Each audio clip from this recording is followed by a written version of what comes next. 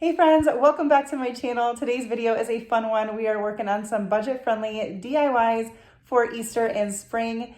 I hope that you enjoy them as much as I did, and if you find yourself enjoying them, I would appreciate it if you would give this video a thumbs up. It helps me out so much. Let's get started with the first project. For this first project, we are kicking it off with an item from the kitchen. I grabbed some aluminum foil, and you're gonna see what we're gonna do here. I was looking for some decor just online, looking for some ideas and inspiration, and I just think that carrots are so cute. Now, I've heard from a couple of friends and creators, they don't like using carrots in spring. Carrots go with bunnies, but carrots aren't actually harvested in springtime. I get it, but if I don't use carrots in the spring, when am I going to use them? And they're just so darn cute. So I wanted to see how I could make some on a budget, and this is what I came up with. I bet you even have these things already on hand. So I grabbed some foil and I just rolled it, folded it until it looked like a carrot. There's really no magic way to do this. And then I did pierce a hole at the top so that I could fit a dowel in here. That will come in handy later on. Now I almost used this cotton twine to wrap my carrot, but I decided to use this type of like a raffia ribbon. I don't know what it is, but I had that in my stash and I felt like I had plenty to do. I ended up making 3 carrots. Anything you have, jute twine, even yarn, and you can choose to paint it, which is what I'm going to do, or you don't have to. But you're just gonna use whatever you've got and a little bit of hot glue, and I'm just wrapping this around. I want it to be haphazard. I want it to cover all of the aluminum foil. I don't have to put glue all the way around. I kind of do a strip of glue and then just keep wrapping it until, trying to make sure that it covers over the places where the hot glue is. The ends were a little bit trickier. Take your time there. But you want it to be haphazard. If the foil isn't even all the way throughout, you can kind of use extra of it to, make it a little bit more even. Although we all know carrots aren't perfect. I've gotten some pretty funky looking carrots from the grocery store before. So they don't have to look perfect. This is when I realized I really didn't need the dowel for this portion. The dowel is really going to come in later for the painting. So took that off and finished this off at the top. I didn't have to worry about the very, very top seeing any aluminum foil because we'll cover that with some paint. So it was okay if the ribbon or raffia or whatever you've got doesn't cover all the way. Cover that completely, and then I am using my heat gun to just kind of get away a little bit of the strings from the hot glue, but it's okay if there are some. We're just going to paint it. I'm using Pumpkin by Waverly. I love that color for pumpkins for the fall, but it's really a perfect orange for carrots as well. So I'm going in now. I'm going to give this a good coat of paint. This is going to take a while to dry because of that, and because it's not a smooth surface, be careful because your paint might splatter a little bit if you go too fast. I didn't go in with a stencil brush. I did speed this up here. I went slower than that, but I didn't want to, I sped it up for your sake. You could use a stencil brush if you wanted to get into all the nooks and crannies, but I was afraid it would splatter more. So I just went heavy on the paint and took my time. And I painted, you see, did make 3 carrots that we're going to paint all of these. Now, because I thought it might be a little bit challenging to paint while this was on the dowel rod, I tried to do as much of it as I could before putting it on there. So here I'm just going to hold in the middle and paint the top part, and then I'll stick the carrot on the dowel rod and paint it. And then that also allowed me to just leave this in a jar to dry so that it wasn't rolling around on my table and paint getting everywhere. So definitely came in handy, and we're going to need that hole at the top of the carrot anyway to finish off our carrots. Now this is obviously optional. I mean, I guess everything's optional, but I did go in with a little bit of antique wax. I brushed a lot of it off of my brush. I didn't want too much of it, and I just kind of brushed that on to make it look a little bit old, rustic, even dirty a little bit. You can see my carrot is not perfectly straight. It's okay. Carrots are not perfectly straight. So then I went into my stash and I had a bunch of these little, I don't know what they were. They were leaves off of some floral pick that I had pulled off, and I save all my stuff. You could use any greenery you had. I had several different options I could have used, but I've had these in my stash forever, so I went with them. You could also use a bundle of twine. You could use some green raffia. whatever you want here. For the bigger carrots, I tried to stack these greenery pieces up to make it a little bit taller. So I just use a little bit of hot glue to do that, and then put some hot glue at the top to put our greenery pieces down in there. And this worked out really, really good. These are a very fun project. I am so pleased with how these carrots came out. Let me know what you think about these. Let me know, do you not like decorating with carrots in the spring? I totally understand it if you don't. But let me know what you think about these. I love how this came out. So easy to do using items that I already had on hand. Couldn't even tell you how much this cost because it was so minimal. This house came from the Dollar Tree. They've had them in a few different colors, and I'm just cleaning off the front with just a little damp paper towel. It was just some water. There was a couple marks on there, and I was trying to see if they could just be wiped off. I'm gonna dry it now before I move on. But there's one little mark that I couldn't get off. I don't know if it just happened in storage or if I previously used this house for something, but we're gonna cover it up. I didn't want to paint this house if I could avoid it. I just used the black background that it came with. I have these beautiful rub-on transfers that someone gave to me, and it's too big for the piece, but I'm going to just kind of piece it together. Just gonna kind of hold it in place, see where I need to trim off, and then I will not use all of it, but I will take some of the pieces that I'm cutting off to fill in blank spaces. I thought that this pattern was a really pretty, the colors were really pretty for spring, but we are going to make this into a little bit more of an Easter DIY, but Easter is in springtime, so, you know, it all works out. I loved this I do love this DIY. I loved this transfer. It has a black outline, which you can't really see because I'm putting it on the black background, which really ended up working out wonderfully. When I added in more pieces to piece it together, you really couldn't tell. It just masks the whole thing perfectly. I love this. So rub on transfer, take off the backing, lay it down, rub it with your finger, a tool, whatever you've got, and then slowly pick up the top sheet and re-rub it down if you realize it hasn't all transferred, and smooth it over with that top sheet once you're done. It's pretty much the same for most rub-on transfers. I've had some gold rub-on transfers from Dollar Tree that are awful, and you don't want to rub the top sheet on them, but most other ones are like that. So anyways, I just picked up a few other pieces that I had trimmed off and just kind of filled in some of the gaps. I wanted this to be pretty full because we're going to actually cover a lot of this up, but I love how this one came out. So we're going to set that to the side. I have this wood cross. This is from Hobby Lobby. And what I wanted to do was give it a whitewash, and I just didn't feel like getting a container to water down some white paint. So I just wet my paintbrush with a little bit of water, and I'm just going to use some Waverly chalk paint in the color white or snow white. I'm not sure what it is. And just going to brush this onto our cross. So that's the reason I'm doing all of that. You can do that however you want. I just didn't want it to be too stark white against the kind of more moody black tone of the piece, but I didn't want it to be just the natural wood either because of something else we're going to add on. I wanted it to stand out a little bit. So I did like a little whitewash and then dabbed that dry. That also pulled off some more of that paint. And then we're going to hot glue this to the center. Yes, this is covering up a lot of the transfer. I knew that going into it. If I could have separated the transfer more, I would have, but that center portion I really couldn't. So that's okay. I like it. And so we're just going to hot glue that on. And then I have this Happy Easter. This came from Hobby Lobby in a pack of like 4. Happy Easter.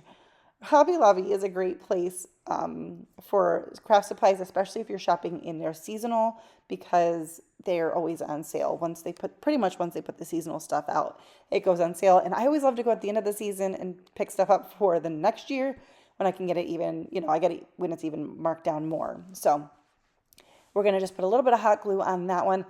And I just put that on top of the cross, and I love this one. Let me know what you think. This is a lot of a different color tones with the black background, but I thought it was a really nice change up and very pretty. All right, so for this one, I just have a piece from a sign from Dollar Tree that I've taken off what it originally came with, whatever paper, and painted it white. And now I'm just going to put a thick layer of Mod Podge. I was just using up some old Mod Podge. I did buy myself some new ones, but I had these 2 bottles that needed to go in the garbage. One of them got thrown out after this, so that was successful. I've got a little bit left in this one. It doesn't matter what kind of finish because it's going underneath, and so you won't even be able to tell. And we're going to let this dry. You can use any frame. If this particular frame does not have any glass in it, so this is just the insert for the frame, but you could use one that does have glass. It doesn't really matter. You could just put a piece of white cardstock. Anyways, we're doing the iron-on method. Now, this one did not come out perfectly wrinkle-free. Usually the iron method does that. However, it wasn't a perfect slate to begin with because it has been, it was a little bit messed up and not smooth. But you really can't tell in the end. So the iron-on method, you put Mod Podge down, you let it dry. This beautiful tissue paper came from Dollar Tree. I will link another video that I did using a lot of tissue paper. So fun, and you use so little tissue paper for a lot of these projects that you can get many, many, many projects out of a pack of tissue paper. Once the Mod Podge is dry, you lay your tissue paper or napkin down, and then a piece of parchment paper and a iron with low heat and no steam on top. I do have my mini heat press linked down below for you if you want to check that out, but you can use a household iron. Just make sure you have no steam. I like to use some sandpaper sanding away from the project to get off the excess paper. That works really great. And then I do sometimes touch it up with a little bit more of the iron just to seal it in. And now we're going to set that to the side. I have these wooden rulers from the Dollar Tree. They have been in my stash for a while. There was a time where I feel like everyone was crafting with them, and I bought them, and now they've been in my stash for a while. So the red part that was just a plastic adhesive that has all the measurements comes right off. Peel that off, and I'm going to use my little saw here. I am not a tools girl, but this little tool comes in very handy. And I just kind of eyeballed and with my finger marked where I wanted to cut this down. But we're going to cut this into a few pieces. This saw is very handy, and with all of these grooves where the blade hangs out, it keeps you very safe. It is hard to do this while I film because I usually shake the camera. So, but we are going to be cutting out the pieces for a cross. So I cut off the vertical piece, and then for the horizontal piece, the crossbar of the cross, I'm making 2 smaller pieces just to go on either side. And then I'm just going to sand them down because it did get pretty rough with that little saw, and just smoothed that out. And surprisingly, I had those little pieces even though I really just eyeballed it, but you could always sand them down to make them more even if you don't get it even. I just said the word even a lot. I'm just using some hot glue to attach this together. You could certainly use some super glue gel or some wood glue if you want to make sure it's a little bit more permanent. This is going to be attached to a sign, so I'm not really worried about it coming off or coming apart. And then I'm just going to go in with some antique wax. My paintbrush had a little bit of watered down white paint still on it because I just hadn't rinsed it out yet. So I just kind of like dabbed it off. And I kind of liked that because like I knew that that was what it was going to be like. So I was like, I think this will work just fine. And it was. It kind of made it a little bit like of a white tone to the antique wax. You can see that here. But just to explain why it looks that way. But I'm going to use some antique wax to stain my cross, and then I'm just going to also wipe it off with a paper towel. You don't have to do that. You can just brush it on and leave it on. If you're new here, welcome. My name is Leanne, and I enjoy sharing budget-friendly DIYs with you here on this channel.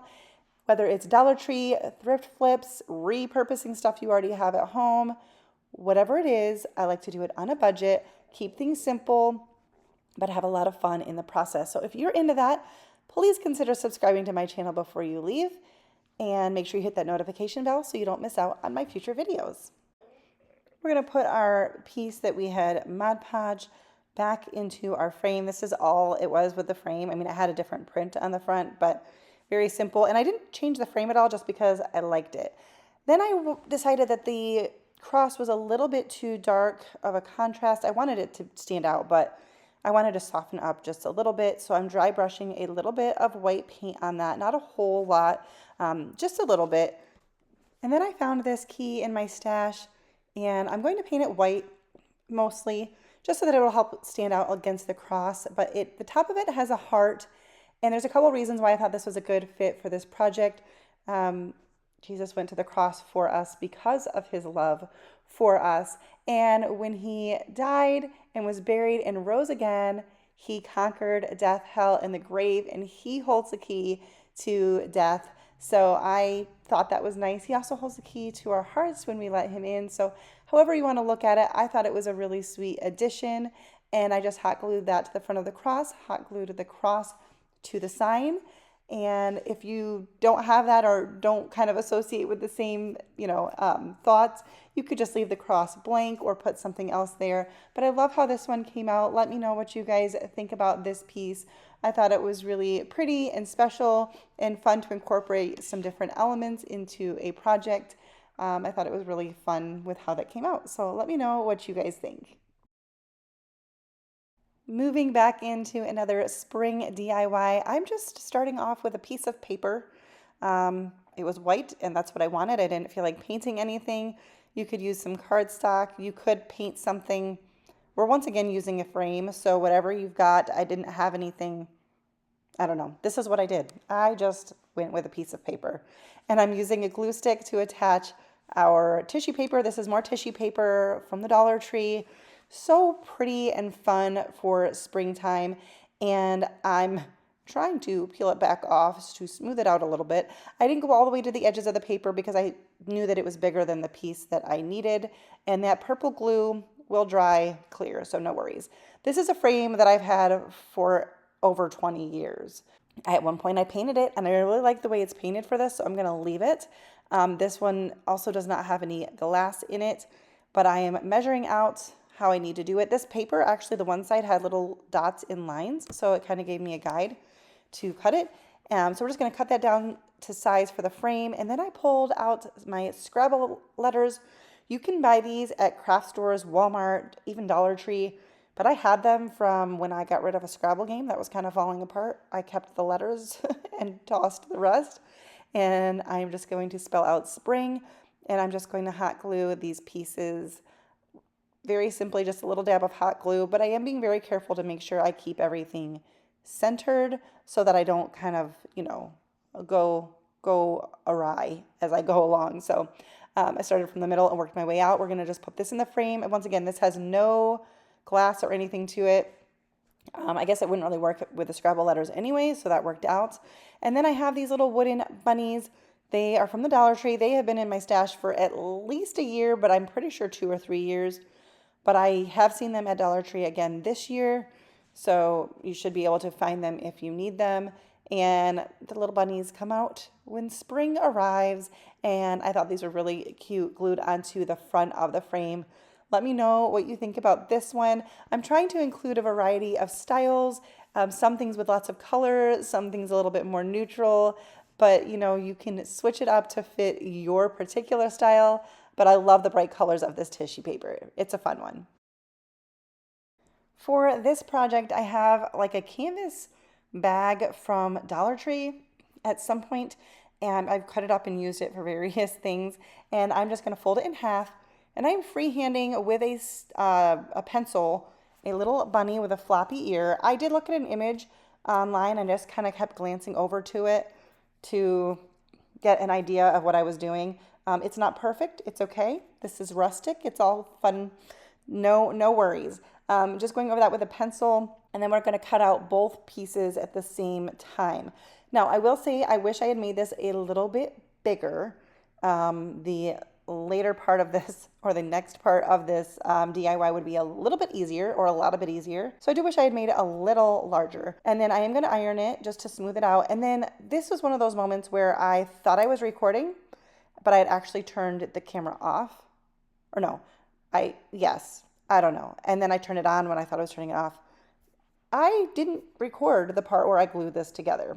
So what I did was I took it and I flipped it inside out so that it all still matched up, but that the pencil markings were on the inside. And I just did hot glue around the edges a little bit at a time until I had most of it done except for the bottom. Here I actually realized that there was an opening here as well, which ended up working out to my advantage. I am going to speed this up because it took me a little bit. This is why I think it would have been easier if it was larger. I'm just using some white tissue paper, crumpling it up. That's from the pack of tissue paper that I used in the other projects. The white one's just not as pretty to craft with. But I had a hard time getting it into the spaces here, so I'm using my heat gun very carefully to soften the glue and peel apart the floppy ear so I can fit in the tissue paper. You could use tissues, paper towels, cotton balls, whatever you've got. Because of the fabric, I wanted to make sure I used something white, but if you're using a darker fabric, you may not even have to worry about that. You can use scrap pieces of fabric, whatever you want to stuff it. You don't have to have like a polyfill. So I was just using what I had on hand. We're gonna make this not a full plush stuffed bunny, but I did want to fill it out a little bit. So like I said, I would make it a little bit bigger if I were to do this again, but it doesn't need to be perfect. It is going to be frayed on the edges. As you can see with the material I'm using, this is not a polished piece. I'm gonna hot glue the rest of the little sides that had popped open. And then in the bottom here, I'm gonna use a dowel rod from the Dollar Tree or any craft store. Mine's from the Dollar Tree. I had to pull out some of the tissue paper to get the dowel rod in there just a little bit further. I wanted it in enough so that the bunny rabbit wasn't going to, fall over.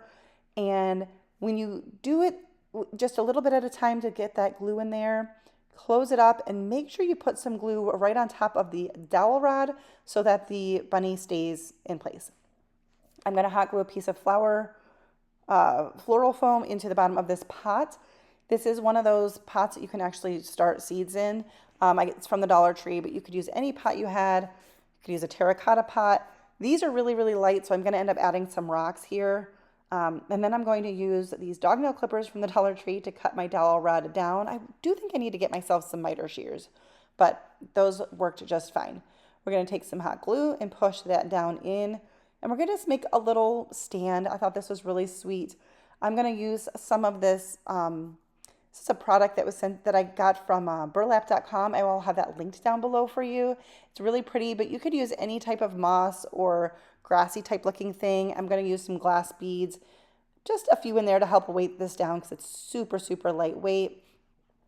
Pile in some hot glue and more of this little grassy stuff. And then we'll trim that up just so that it's not too wild and out of control. And then we're going to add a little bit of hot glue on the back of the bunny and a little white, I wanted to say cotton ball, but it's the thing from the craft department.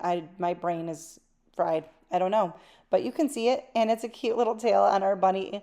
Let me know what you guys think about this one. I thought this was really fun, and I love that this piece is a neutral, just because it's nice to mix in the neutrals with some of those colors as well, but you could do a really fun fabric if you wanted as well.